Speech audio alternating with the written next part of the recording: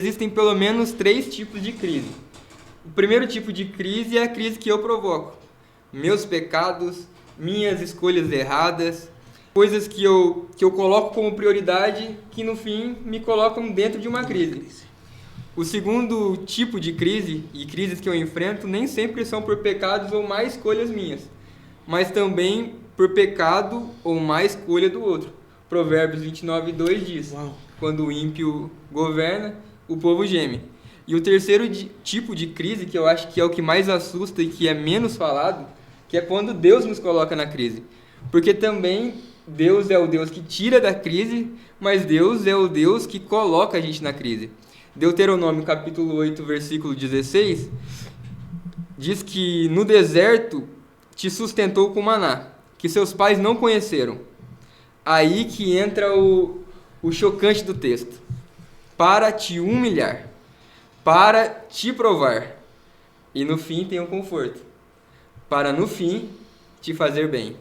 Então, 3 níveis: o que eu provoco por mim, o que eu passo pelos outros e o que eu enfrento por Deus.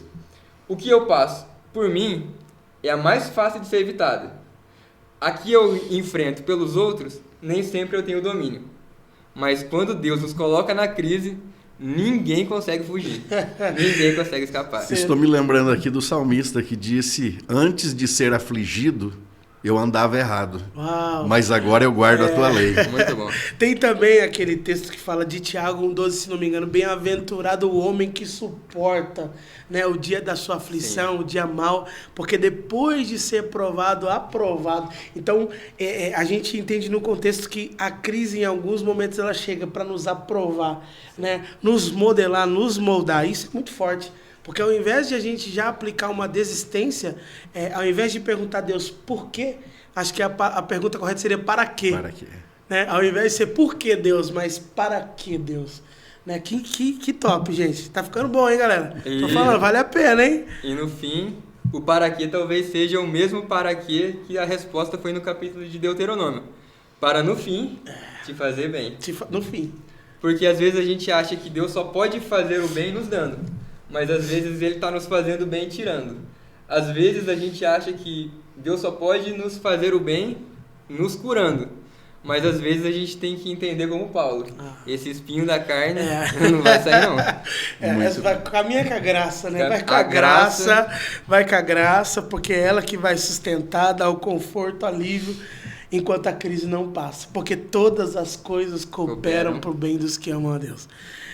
Ai, Jesus, falar de crise. Herói bíblico que não passou por crise. Uau. A crise de Davi não começa quando ele é rei, que as responsabilidades aumentam. A crise de Davi começa no pasto. Já tem que lidar com urso, já tem que lidar com leão, e ver um gigante afligindo e zombando do Deus do exército de Israel. A crise dele não começa e nem termina ali, porque depois dele vencer Golias, ele enfrentou diversos gigantes. A crise de Moisés não termina quando ele conseguiu vencer um período de crise que todos os bebês, homens, eram mortos. É verdade. Mas a crise dele continua por toda a sua trajetória.